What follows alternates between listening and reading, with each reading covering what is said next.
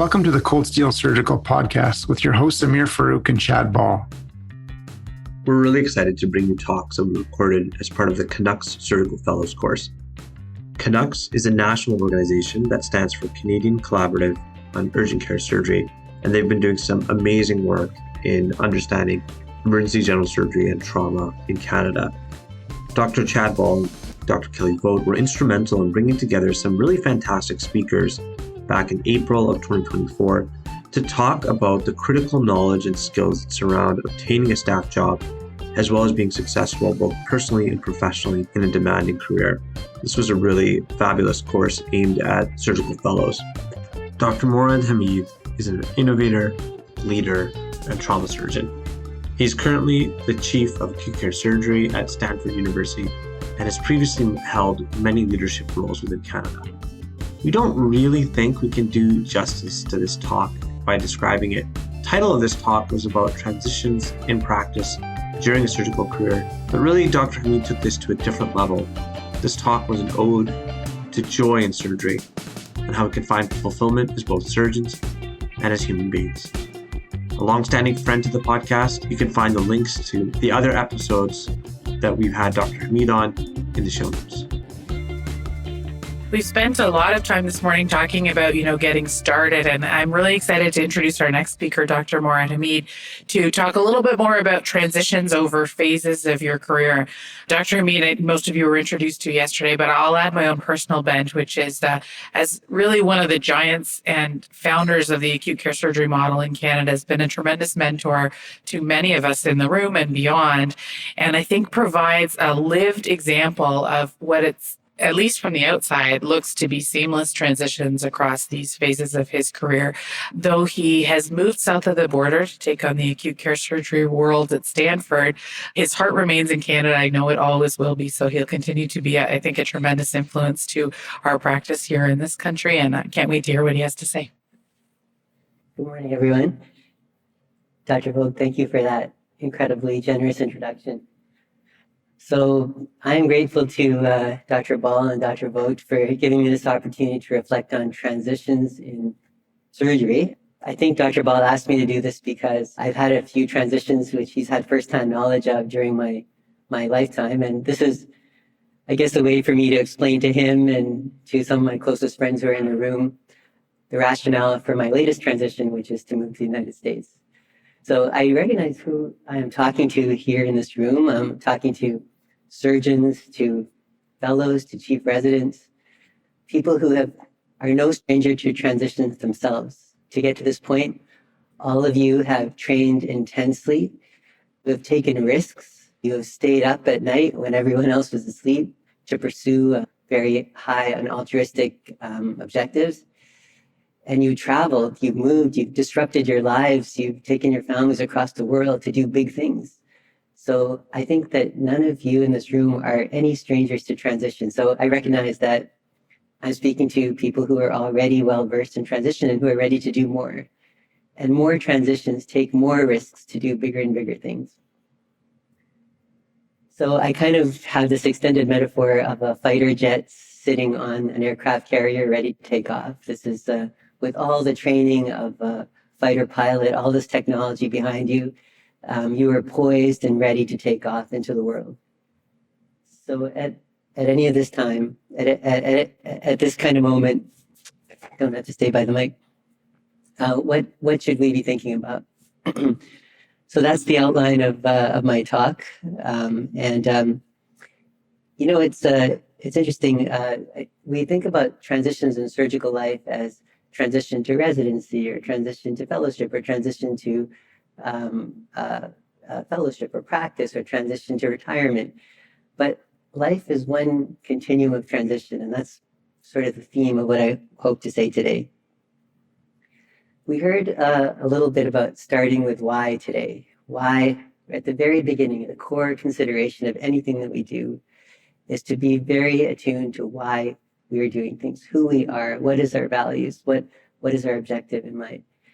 And the interesting thing is that no two surgeons are the same. We all look to role models when we come into medical school, but there's nobody exactly out there that is a perfect match to be our role model. There's no one exactly that one can pattern one's career after. When you were born, that pattern of DNA, that being that came into existence, comes into existence for the first time in all of the history of time. And that will never happen again. So you have a fundamentally unique presence in this world and a way to chart a fundamentally unique identity and a unique impact on the world. So understanding your why is a critical first step in moving forward. So Rumi says, when will you begin that long journey into yourself? And understanding that why is really a lifetime of work, but we have to do it every day with every big decision. A few people in my life who have had a strong sense of purpose or a strong sense of identity or why are Dr. Emily Yosh. She's a trauma surgeon in Vancouver who has had a lifetime interest in global health.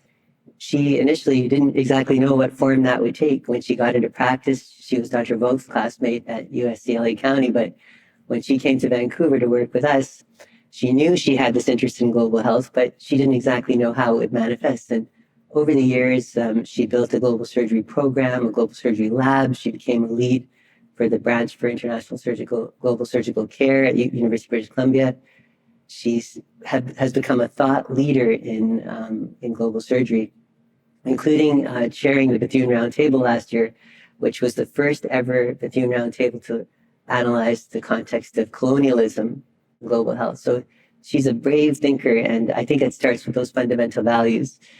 And Dr. Andrea McNeil, another example of a person who had superb surgical training, but a lingering identity that came with her about a care for the health of the planet, of climate change. And so she made this connection between surgical practice and climate change. And because of being at that intersection of, high-level surgical care and planetary health, she carved out a niche in planetary healthcare and now has become a global leader in planetary healthcare. And this is an article that's written by the editor-in-chief of The Lancet, which specifically talks about flying to Singapore to a climate change conference that she had organized. So this strange combination between surgery and planetary health leads to really paradigm-shifting insights. And that all started with why. We talked about being born as a unique entity, but we also should remember that all of us will die. And it's a kind of a morbid thought, but death is something that is a sort of a unifying feature of all life, of all human beings, of all life forms. We're all on this planet for a very brief duration, just a glimpse of time. And so that's a tragic thing to think of, but it is also a very beautiful thing to think of. Like, that means that every single moment that we spend has value and has importance. When you work back, I'm sure all of you have heard of, like, plan your life as if you're on your deathbed and, think back about what you want to do. But that consideration does give every moment this poignancy. And so with this finite number of days that we have, how do we want to spend them? How do we want to fulfill that unique gift that we have of being alive on this earth? And the most beautiful things are often the most short-lived things. That is the California super bloom. I don't know if any of you have heard this, but this really captured my family's attention last year. Last year in California was an exceptionally rainy winter. Rained and rained and rained, day after day after day after day. And then we were like, man, this is horrible. Like, it's not supposed to rain in California.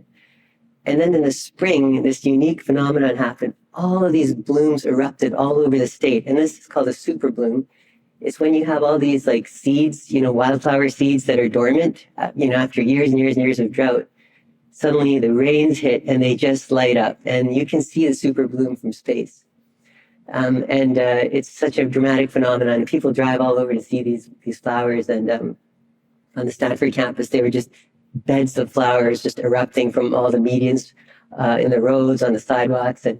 But you get that sense that it's going to go away. So you gotta stop and look at it, when you can. And my wife literally would stop the car and walk out and to try to just savor that brief moment when the super bloom was in existence. And I think we heard that yesterday. Bill Walls, this was an interview that Chad and Amir, you did with with Rob Leeper, and he commented that Bill Wallace said if he could do anything differently in his life, it would be to stop and smell the flowers, to appreciate that transient beauty that life is. Okay, so let's move on to more concrete ideas here.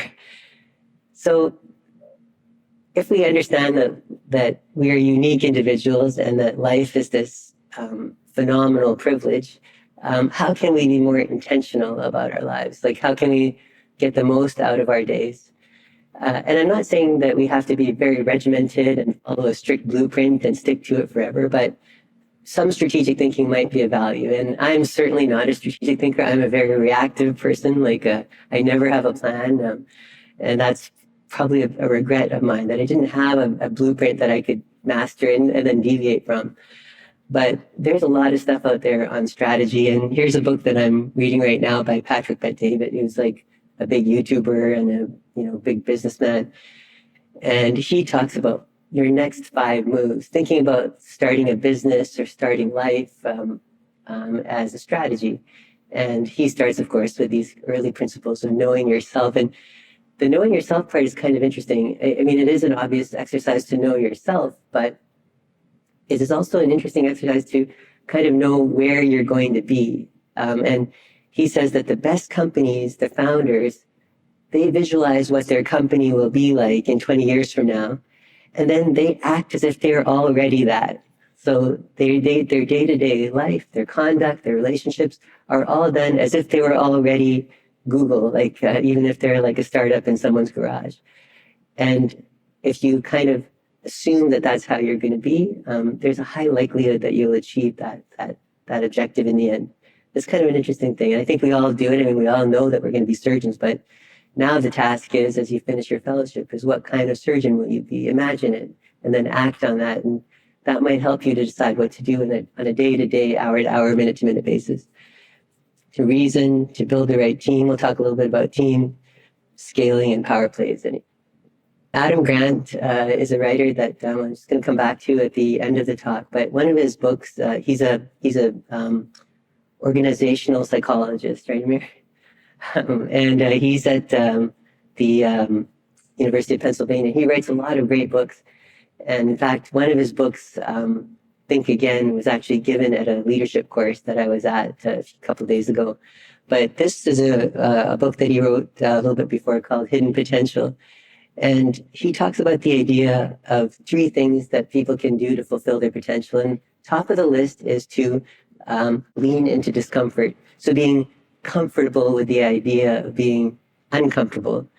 One of my friends, Tariq Razik, who's a trauma surgeon at McGill, he says being a trauma surgeon is being used to the routine of having no routine. And so being very adaptive, and that's part of our DNA, to be adaptive.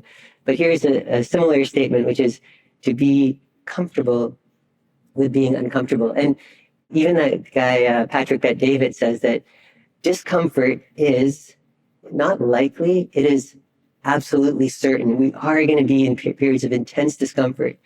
And all of you have experienced it in the surgical training. Bet-David goes as far as to say that if you're not uncomfortable, that's when you should worry. Like if you're in a crisis, you're solving problems, you're alive in the moment, that's good, actually. You should embrace that. You shouldn't be thinking about how great it's going to be when you're on vacation, because you're right now in the moment, in a crisis. He says, when the crisis disappears, that's when you should worry. Something's going to go wrong. I'm not growing, and I'm not challenging myself enough. So it's kind of I'm actually a person who craves being in comfort, and so to get yourself used to the idea that being in a state of discomfort or disequilibrium is actually a normal state. This is a heavily highlighted article, as you see, that Dr. Yosh actually sent to me a few months ago. It was published in JAMA Surgery a few months ago.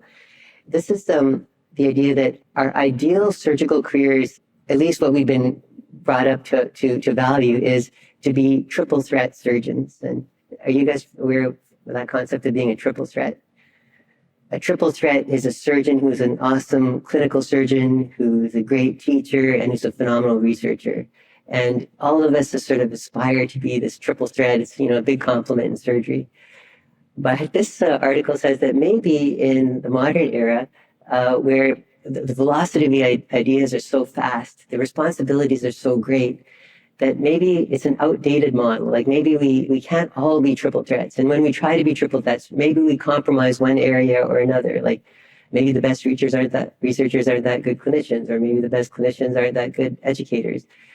Obviously, we aspire to be very good at everything, but are all three intended to be threats? And in this article, they say that rather than demanding excellence in all domains, many medical schools now expect faculty to demonstrate excellence in 2 domains and effectiveness in another 2 domains. And in addition, some visionary leaders have shifted their focus from developing triple threat individuals to triple threat teams. And this goes back to all that we've been saying all day about teams with different roles of expertise. And wouldn't it be great to be on a team where not everybody is a triple threat in everything, but some people are world leaders in certain things, and we all rely on that collective knowledge and energy to move forward and to change the world. Slightly different way of thinking of things. Now, just coming from Stanford, I have to cite a Stanford engineering article. This was sent to me last week. This is Michael Fishback, who's a basic scientist at Stanford, and this is a fascinating article on decision-making in science. So I think it applies to any kind of decision-making, but what the author says is that graduate students, when they are selecting their graduate studies project, they spend about 2 weeks on selecting the project. And then they spend about 2 or 4 years on the project itself. So imagine the disproportionality of that. You're choosing your project over just a glimpse of time, 2 weeks of time, but now you're committed to that project for 4 years. And once you commit to a project, you're kind of locked into that project. You're locked into the impact of that project. You're locked into all the problems of that project. And in fact, you may even get tunnel vision and not pivot away from that project if it's not working out. So what he says is that we should kind of shift that a little bit and be a little bit more deliberate and mindful about that first 1 to 2 weeks, because the execution is going to take a long time. Maybe that goes for our careers as well, or maybe that goes to any decision that we make. We should be a little bit more deliberate about how we make decisions with our finite resources, because what we want to do is make decisions that have impact, that bring something of value to the world. And he says that there's examples of 2 projects there, one of moderate impact and one of high impact. And the moderate impact project still takes as much time to execute as the high impact project. But the problem is, if you lock into the moderate impact project, that's 4 years of your life that you've spent on that project. So wouldn't it be better to try to always skew towards the high impact projects? So you're going to ultimately take the same amount of energy. In that same article, they talk about this decision-making process where you start with an idea with a certain likelihood of success and a certain impact. And then you keep iterating that idea to move it higher and higher up towards the right. And so that's the process that they outline in this paper about how do you sort of refine a project, ensure its success, and move it towards higher likelihood of success and higher likelihood of impact. And there's some advice that they give in the paper, which is, I mentioned about spending more time on problem choice. So think about all the problems you want to solve and then pick the one that you want. Exercise intuition pumps and avoid common traps. So this is kind of gaming out all the pluses and minuses, the impact and feasibility of your project until you optimize them.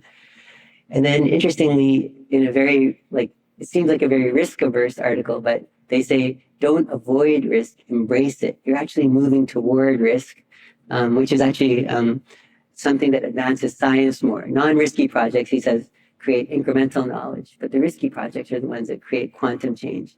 So you still want to do this all within the context of taking risk. Pick the right optimization function, which means that when you're thinking about your success, think about what success means. How are you going to measure it? Will it be your happiness? Will it be your physical fitness? Will it be publishing in a certain journal? Will it be changing the way your specialties practice? So pick the right optimization function. Fix one parameter and let the others float. And this speaks to a little bit of flexibility in what you're doing. So when you're modeling your life, you're thinking about certain parameters that you want to set up in a certain sequence, but it's okay to be flexible, to vary them and to prioritize the ones that are higher importance. Learn the altitude dance. I think we talked about this a little bit. I think you mentioned this do you ever take time to zoom out and see the big picture? And I think all of us need to be able to do this, to focus. I mean, as surgeons, we're often very focused, even sometimes on a very small, like physical area of the world in our surgical fields. But it's very important to see our lives from all different altitudes at close range, when you're working hard, when you're on call, when you're in the trenches, but also to be able to zoom out to high altitude and say, is life going the way I want it to? Is it time to pivot? And so they talk about doing this altitude dance. Both parts of this are important, the close detailed work and then the big picture thinking, and then turn a problem on its head. Just again, being adaptable to seeing problems in different ways to solve them. Okay, let's talk about transition. So this is a team that didn't make the playoffs, I think, this year, but they're my very favorite team in the world. And this is a team that won, I think, 4 NBA championships in 6 years. Very successful team. And this team was modeled on real joyfulness. Like, unlike the Chicago Bulls of the 90s, which were an intense, angry team, the Warriors were this joyful team with diverse talents that moved and shared the ball, and really seemed to take absolute pleasure in being in each other's company and in playing basketball. One interesting article that I came across was that at some point in their run, they were the most successful team in the third quarter. Like, for some reason that they could be like on par with the other team of all the entire first half of the game. But in the third quarter, they just blasted their other teams out of the water. Like, they were just so productive, and it was almost like predictable that they're going to come out in the third quarter and destroy the other team, no matter what had happened in the first half. And I initially thought that that might be due to their physical conditioning, like maybe they're just more fit than the other teams. But obviously all NBA teams are super fit. And then I wondered what happened between the second quarter and the third quarter. Like, what would happen at halftime? Is there something special that they were doing to adjust at halftime that they could come out so dominantly in the third quarter? And the halftime in basketball is about 15 minutes. I think in NFL football, it's about 12 minutes. And part of that time you spend walking to the locker room and walking back. So there's not much time to reset. But the cool thing is that you don't have to accept a loss from far away. Like, you can adjust in the moment and turn a defeat into victory. And so it's all about this mental fluidity and agility to make some kind of adjustment that can really change the outcome. So like I said, transitions in our careers, we think about them at discrete time points. But I think we should think about every day as one of these games. Like, how am I going to make an adjustment today that's going to turn the tide, turn the course of this game, make it into a big victory? This is Ulysses S. Grant. He's a famous general in Civil War in the United States. He's also the president of the United States shortly after Abraham Lincoln. So if you recall, the U.S. Civil War was a war that was fought for slavery between the North and the South. And Ulysses Grant was very anti-slavery, and he motivated his troops in that cause of human equality. And he was the general under Lincoln. Lincoln was the president. Grant was his general. And he is the one who defeated the South in an unequivocal surrender, meaning that they didn't sign a treaty, they didn't have a compromise. Their goal was to completely win the Civil War so that they could extinguish slavery from the United States. And Grant was a very unassuming person. Like, he would wear like rumpled up clothes, he'd be disheveled, he would walk onto the battlefield and his own troops wouldn't even know who he was. But one thing that was about him was that he was extraordinarily determined, and he was always determined to move forward. I think they called him No Surrender Grant or something like that. He would always go forward. And he took over the Army of the Potomac. It was this big army near Washington, D.C., and that was the main army that was going to go into the South to fight the Civil War. And that army was notoriously mismanaged. Like, it was, it was depressed, and the soldiers were used to getting beaten. They would lose battle after battle after battle. And then Grant came and took over this army. And the interesting thing is they would start to engage in battle, and things would not be going well. Like, they'd be taking losses, they'd be losing ground, etc. And the soldiers would think, oh, here we go. We're going to retreat now. The general's going to call for a retreat. We're going back. And then suddenly the soldiers would notice that other columns were moving forward. Instead of backwards retreating, they were actually attacking. And the soldiers were like, wow, well, what's going on? This general is different. Like he's putting us on the attack when we actually would we expect to be retreating. And so they kind of caught fire, they got motivated, they moved forward. And often those type of aggressive actions turn the course of battles and turn the tide of the Civil War. And this idea of moving forward creates momentum. And sometimes you have to move forward when you're not quite ready. Sometimes people say, not quite ready, it's not quite the right time in my life, I can't really move forward. But the act of moving forward can sometimes bring out the best in you, like it did in this general's history. So we talked about these traditional points of transition in surgical careers, but I think I would argue that you can consider every day as a transition point. Every day is a game that you can come out stronger in the third quarter. Okay, transition to practice. This talk is really geared toward transition to practice for fellows who are moving into the world and setting up their practice. So a lot of things that we're going to talk about on that timeline are related to transition to practice. So what are fellows worried about? I had to kind of remind myself, it's been a long time since I was a fellow, that what are fellows worried about when they go into practice? And this is a paper written in the journal Graduate Medical Education that surveyed fellows. There is sort of three themes that people are worried about. Are they going to be clinically competent? What are their employment prospects? And how will they develop their career?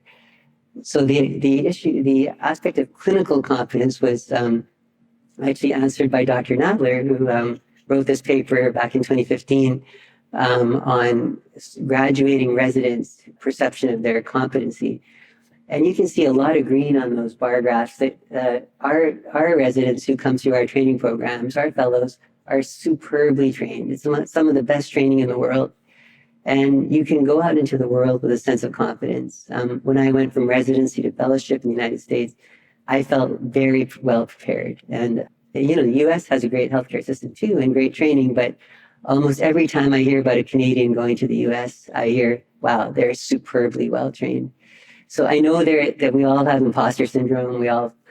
I don't know if we all do, but I certainly thought that when I passed my Royal College exam, there must have been a clerical mistake. But we should rest assured, we should go out into the world with a foundation of confidence. We are well trained, and we're trained to be analytical, and we're trained to adapt, and we're trained to think. So that should not be, it may be a source of a lack of confidence, but that's what makes all of you great surgeons. But in general, that should be considered to be a strong launching pad for the rest of your careers. But when you get out there, remember that you're joining teams, and it's very important to cultivate those teams. Well, that was my team in Vancouver. I had mentorship from all of them, even though all of them are younger than I am, except for Dr. Evans. And we continuously traded ideas, traded cases, stepped into the OR with each other, talked about big life decisions with each other. So your education is never over. You're now past the period of formal education, and now you're in this stage of continuous education. And so that might be one important transition. You're used to being in a postgraduate medication environment where every year, every month, every day is a new rotation, a new experience, a new goals and objectives met, satisfied, move on. It's so super structured. But then for 30 to 35 years of your career, you're never going to have that structure again. And so how do you function in this more flexible environment? And so that requires a more flexible attitude towards learning. And I think colleagues and in a culture, an environment of continuous learning helps a lot with that. And I think part of our education should be coaching. Dr. Nadler talked about that a little bit. I think that we all deserve to be coached. All of us are trained like fighter pilots, probably more. And fighter pilots have coaches, athletes have coaches. We don't really have coaches. And I think early on in the career, our coaches might be clinical coaches. We might have clinical operative coaches for our entire lives. I think we should change the paradigm to make that normal. In your lifetimes, I would embrace opportunities to be coached, but also professionally, as you master the clinical work, how mindfully will you become a better teacher? Will you become a better investigator? Will you become a better leader? A lot of that requires coaching. And my friend, Dr. McNeil, who I mentioned before, she has a coach, and that coach covers everything from how to be a better public speaker, how to give an interview, how to make good slides, how to set up your research program. So it's so important, I think, to incorporate that in in a lifetime of continuous improvement. All I maybe would say about leadership is not everybody has to do clinical studies, about research. I've come to think of research more as an opportunity for innovation or creativity. And you can bring out your contribution to the world, not necessarily in a conventional research construct, but it could be in anything you want. It could be in education, journalism, short story writing, music, whatever. Anything that you can bring that comes uniquely from yourself is actually going to improve our profession as a whole. I had a resident who was an actor, and he wanted to continue to act as a surgical resident. And I didn't know how to connect those two things, but we realized that patients didn't have very good instructional videos about what their patient experience would be. So he put together movies about that. So I think that, in other conversations, we've often talked about progress at the intersections of disciplines. Within a discipline like surgery, there's going to be incremental progress. But when you intersect a discipline like surgery with a discipline like planetary health, at that intersection point is an opportunity to create something new. And when something new is created at that intersection, you basically will become the leader of that. So how do you know what intersection to bring in? That's up to you. Everybody's going to have a unique thing to bring to surgery, and that's where the magic happens. That's where the sparks are lit. Leadership. So as you transition to practice, you will all be leaders. When I was early in practice, I did not consider myself to be a leader one bit. I just thought I've barely able to lead myself, let alone lead anyone else. But you are leaders. And I think you know this. You're leaders in the trauma bay, you're leaders on the ward, you're leaders in the operating room. So the leadership of surgeons is something that comes naturally to us. We're used to being on teams. We're used to that hierarchy of mentoring students and residents. And a lot of us are comfortable in crisis situations. One of my friends, Nicole Robbins, is a surgeon in a small town in British Columbia. And she came to give us, she's a graduate of the general surgery program at UBC. She came to give grand rounds at UBC one year. She was in Williams Lake at the time, tiny city in BC. And there was a massive forest fire in Williams Lake. It's so much so that they had to evacuate the city, and they had to evacuate the hospital and the dialysis unit. Williams Lake was just evacuated. And she came to give grand rounds about her leadership during that Williams Lake evacuation.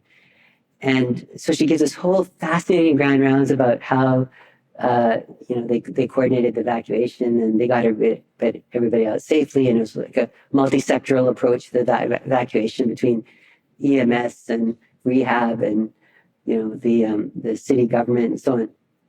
And at the end of the talk, Nicole and I were walking out and I said, I realized that you didn't say one thing about surgery in that talk. There's a whole surgery talk at grounds. She never mentioned anything about surgery. And she said, well, I think it was just, it's just a natural thing. When you're a surgeon, people kind of look to you for leadership and you're kind of used to being a leader. You're used to making decisions without all the information. You're used to adapting that decision if it's wrong. And not everybody, not all specialties have that sort of really ingrained leadership ability. And I mentioned I was at a leadership course a few days ago. The leader of that course, who is also an organizational psychologist, he was saying that surgeons are sort of uniquely positioned to lead because of that. And he said other subspecialties don't necessarily have that sort of leadership DNA. And he specifically said in psychiatry, you see very few university or hospital leaders coming from psychiatry because traditionally they're just not trained in that way. They don't have that legacy of leadership that we do. So I think embracing that leadership is important. This is a schematic from Jim Collins' book, Good to Great. It's a really good business book, which I recommend. And he talks about 5 levels of leadership. And all of us pass through these levels. And if we do it well, we move to the next level.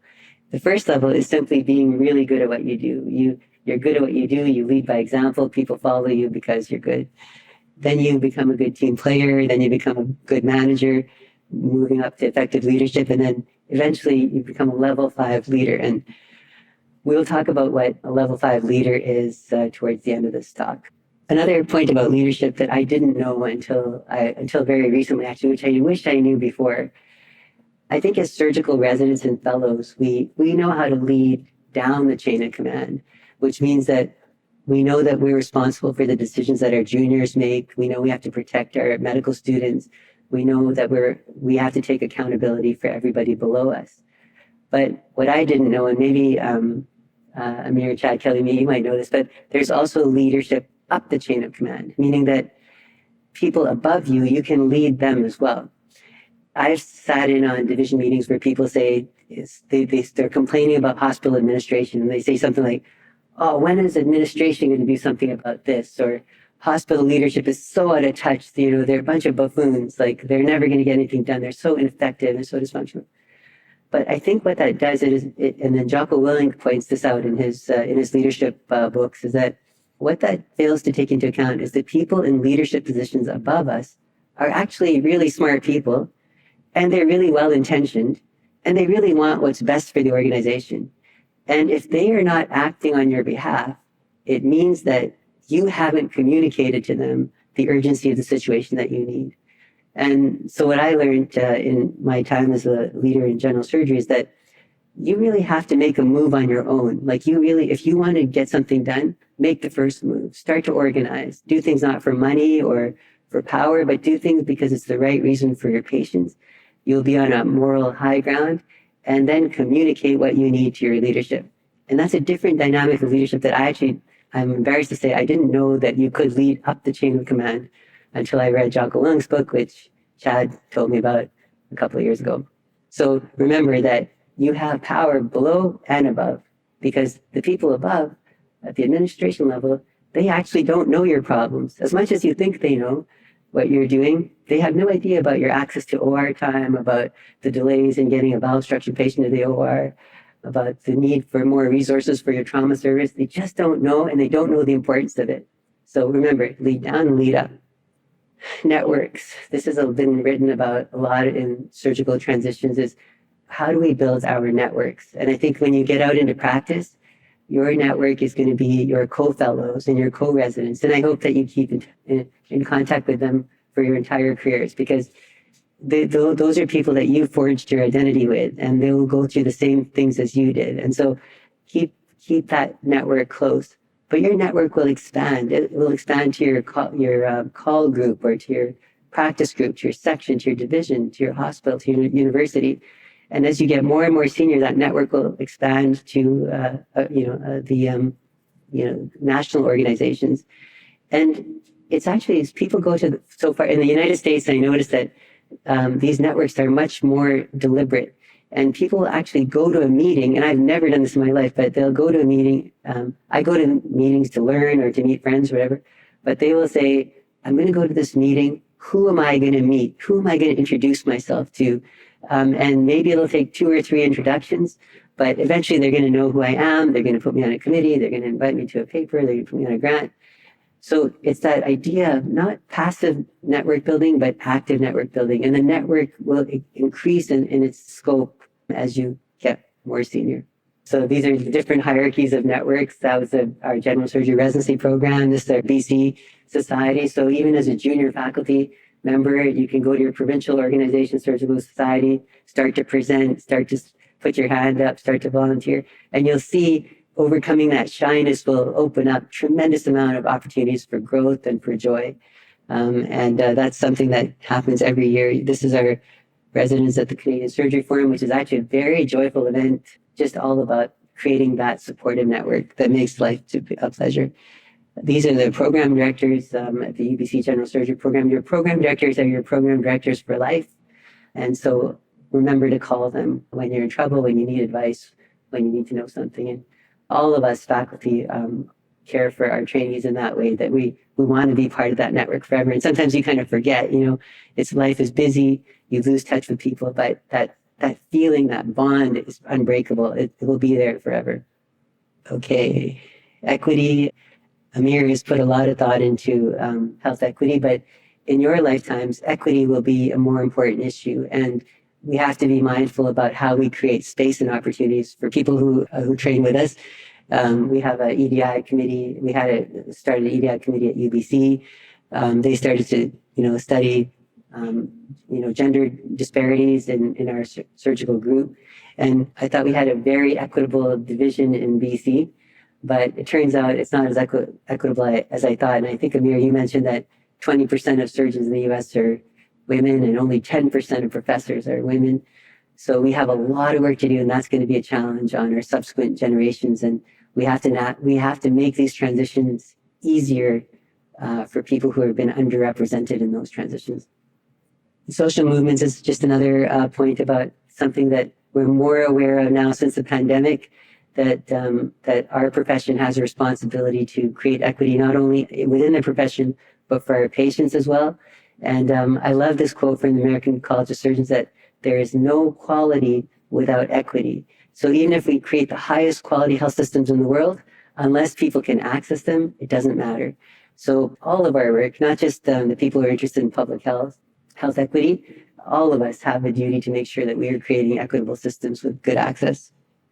Core practice is like that period after transition to practice, which is 25 years, 30 years of your career where you're just on this ascent, hopefully continuing to rise.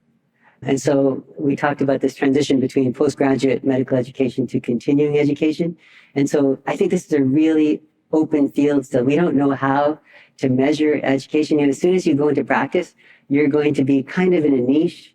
There's no one going to be exactly like you. There's not going to be any reference standards for your performance. So how will you measure your performance and your growth during this time? It's an open question. But again, starting with those principles, starting with why, trying to build and be part of inclusive cultures.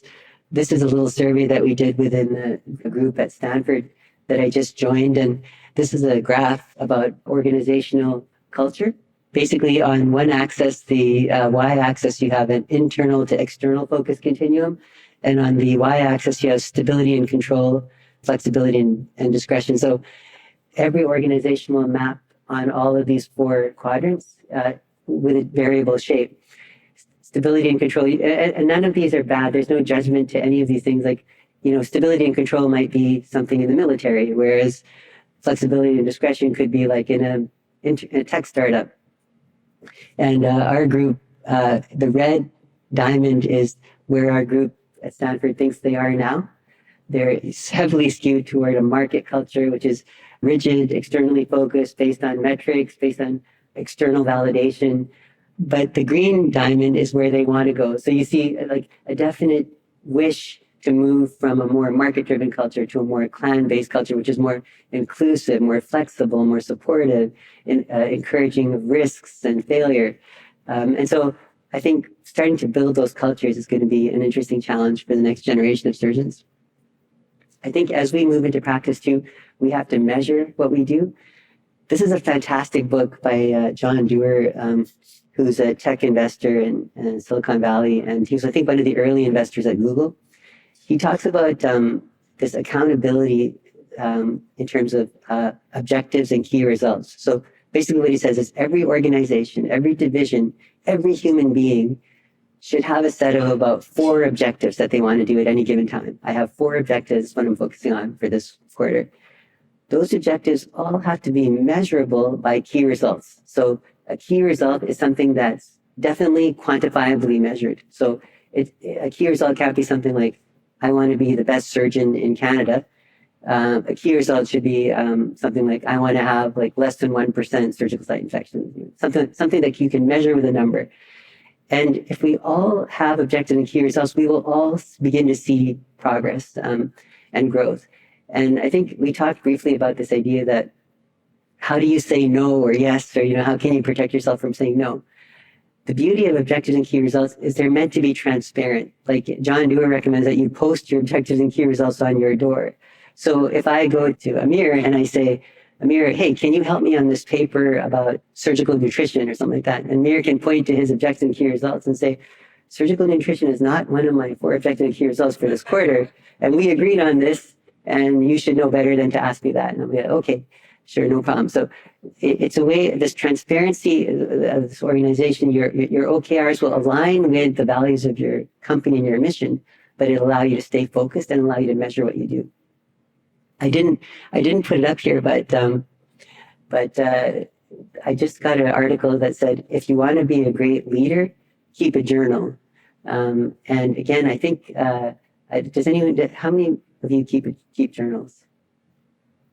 A lot of you do. I haven't kept a journal and I regret it so much. And at every new stage of life, I think about, I should have kept a journal when I became a fellow, or I should have kept it, or what would my journal look like when I was a first year resident?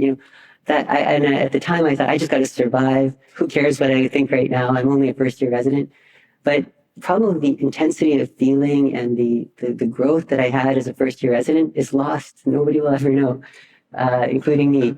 But so keeping a journal is this way of reflecting every day. So they say in this article that 15 minutes a day, if you can, even 5 minutes a day, just journal something, write about what interested you. What are you interested in? What do you want to do? And that self-reflection allows you to make progress, to see your progress. And it allows you to become a better leader because you're always zooming out. You're always going to a higher altitude to look at what you're doing in the context of your values.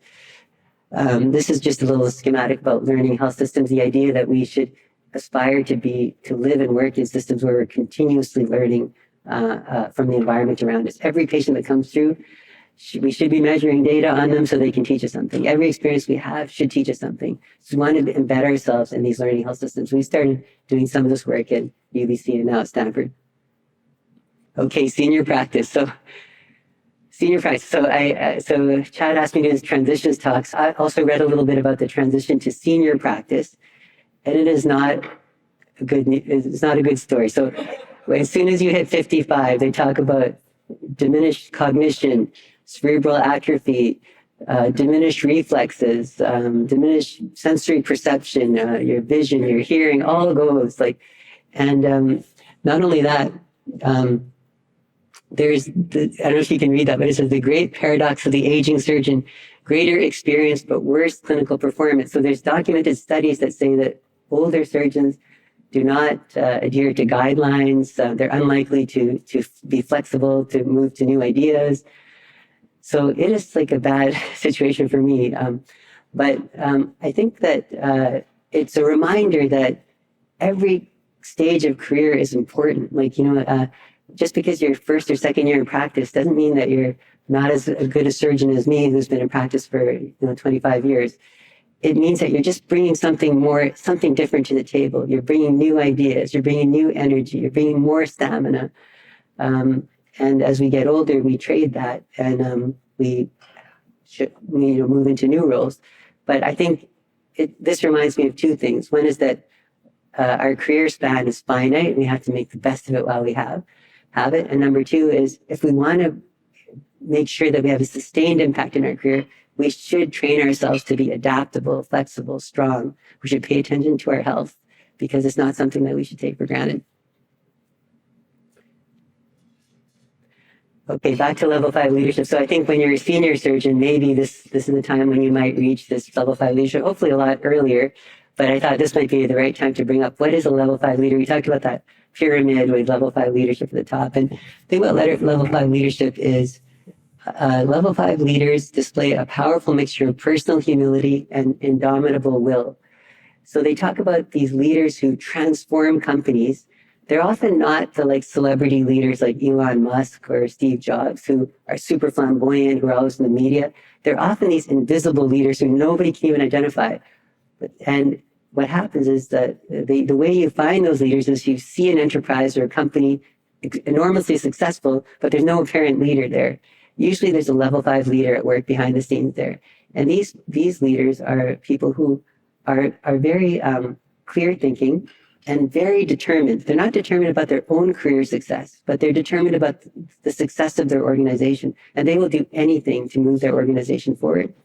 So they're humble, but they have this indomitable will. It's almost like a paradoxical thing. They're not humble nice, but they're humble serious. And I think that's maybe what senior surgeons should be focusing on is this level 5 leadership that moves organizations forward. Well, you'll hit this point Some of you will already be there and some of you will hit it soon. But it's an interesting idea that to put the team or the company or the hospital or the patient first and then work backwards from there. Okay, so Mach 10, this is like the continuation of my Top Gun theme. Remember, have you seen this movie? Top Gun Maverick, he hits Mach 10, but then he keeps going faster. So that's where all of you will hit Mach 10. That's the goal. And what happens when you hit Mach 10? This is one of my mentors, Richard Simons. He was the president of Trauma Association Canada. He was my senior partner in Vancouver for many years. And I remember he's British, so he had very little emotion, and he never displays emotion. I could never read him. I could never understand if he liked me or not. Our conversations were limited to maybe half a sentence, one sentence, at the most. But there was one day I was standing in front of my office and Richard walked by and I said, "Hey, Richard, what if I one day wanted to be a division head? What would you advise me? I'm not saying I want to be a division head, but if I did, what should I be doing now so I don't miss the chance when I'm old enough to be division head?" So he looked at me and he said, "Why would you ever want to be a division head? The only reason that I would be a division head is if I wanted to prevent someone else from doing the job." He said, "But I'll tell you, if you really are asking me that question seriously, I can tell you that two things. One is that," he said one thing, "you can never make plans at for that duration. You can never make these types of plans with complete confidence, because two things. One is that the thing that you want to do, that in 10 years from now, 5 years from now, that opportunity may simply not exist in 5 to 10 years. Like, for example, let's say you want to be a program director and you were almost ready to be program director, and then someone else gets nominated in that position, and then they hold that position for 15 years at your institution. So suddenly your probability of being a program director goes down." So the opportunities that you think you want now may not exist. And the second thing is that opportunities that you may never have imagined in your wildest dreams might come up, and you might go down a completely different path. And we heard that from Dr. Nathler, we heard that from others today. You can't predict what opportunities are going to arise. So what Dr. Simon said is that the only thing you can do is to be in the moment. Be the best you can every day. Treat people well. Be a good surgeon. Be a good teacher. Treat your students well. Do your best at your research, and pay attention to how you lead. And if you do that, you will have the opportunities that you want in life. And so one doesn't have to worry that an opportunity will present itself or not. They will come based on how each day is lived. This is a quote from Bruce Lee that I love. It's like the way that I think we go into a trauma activation or into a trauma OR. And it's about the state of readiness, not being tense but ready, not thinking but not dreaming, not being set but flexible, liberation from the uneasy sense of confinement. It's being wholly and quietly alive, aware and alert, ready for whatever may come. I think it's a beautiful quote, to be in the right mindset, to be intense, prepared, but adaptable. That's Bruce Lee. This is my daughter, Sophie. That's her when she was, 5 or 6, and that's her now. And she's been the biggest source of joy in my life. And when I turned 40, I think Sophie was about 4 or something like that, and I said to her, I thought I was doing her a big favor. I said, "Sophie, I got to tell you something." She said, "What is it?" And I said, "Well, you got to understand that life is really hard. It's never going to get better. It's always going to get harder. And it doesn't end well. We're all going to die." So, I thought it just occurred to me, and I thought I should better prepare her. And she said, "Yeah, I know, Papa, but life is also beautiful." And I was just blown away. I thought that's basically how she's lived her life, and that's how she's encouraged us to hold ourselves to a higher standard of that beauty. This is a poem by Robert Frost. All of you know this poem. It's about the two roads diverged in a wood, and I took the one less traveled by, and that has made all the difference. Two roads diverged in a wood, and I took the one less traveled by, and that has made all the difference. So people talk about these roads diverging in the wood, and then somebody picking the road less traveled by. And I think I understood this poem as saying that you should always take the road less traveled by, because that's a harder road, that's a more original road, and that's going to lead to greater rewards and so on. But if you read the whole poem, it's not about that. It's about that we always come up to these roads, these branching points, and we have to pick one road or another, because those roads don't come up again. And so there's always this sense as you move through life that you're taking opportunities, but you're leaving other opportunities behind. But the cool thing is that other opportunities will open up in front of you that you didn't imagine. And so I guess I put this poem up because if I was going to advise myself when I was a fellow or when I was a resident or medical student, I think the main regret that I had is that I always felt when I was working hard that there could have been something else I could be doing. Like I could be having fun doing something else. Maybe I could be a writer or a physics professor or an athlete or something like that. And I was worried that what happened to all those other roads that I'd made these decisions that to take myself away from those roads. But the point is that I would make to myself is that the road that I'm on is pretty amazing, and all of us are on an amazing road, and it has these amazing opportunities ahead. So to leave those regrets behind and just say, I picked this road, that's who I am, that's what, it might not have materially changed anything for me, but it would just probably keep me more focused on the moment and probably valuing each day a little bit more. After residency, I was pretty tired, probably burned out. We didn't call it that in those days. And I wanted to go to an easy fellowship. I didn't want to do a fellowship, and I thought, I'm going to go to a fellowship that has no home call, and that, it's only a year, and, so I applied to Seattle Harborview, and I heard that it was pretty nice, fellowship. And, but then at the end of my fellowship tour, I went to Miami, and I went through the fellowship process there. And then as the program director was dropping me off at my hotel at the end of the interview day, he said, look, coming here is not for everyone. If you want to be super busy, if you want to be at the busiest trauma center in the country, you'll come here, but you don't have to. And I was like, oh, that sounds like a challenge. So I did that. And when I went there, I thought I would probably come back to a community hospital. And it was after my first night of trauma call when we were after about 10 months of critical care, not in the OR. I don't know if you remember what that's like. And then we were doing we had 3 gunshots on the same night, and we were in the OR, and I was standing across my attending, and we were about to start a laparotomy. But I was standing on the patient's left, and the 4th-year resident was standing on the patient's right, and then my attending was standing towards the foot. And so I said, so we had everything set up, prep, drape, everything ready to go, anesthesia ready, timeout, whatever. So I said, okay, scalpel. And my attending said, who is Nick Namias, he said, what are you doing? And I said, what do you mean? And I was like, and I started to go through a checklist of what am I doing? Am I not supposed to do an incision? Have I missed something? Is it supposed to be a transverse incision? Like everything. And he goes, look, if you want to be an academic surgeon, you've got to give the knife to your 4th year. So I was like, oh. So I hadn't operated for 10 months. I give the knife to the 4th year, and I was mad. I was fuming. And I'm starting to take him through the case. And then I realized it was actually kind of fun. And then I thought, hey, did he just call me an academic surgeon? And so that, to me, that was sort of a pivot from that. And there's been so many series of those things that have changed my course.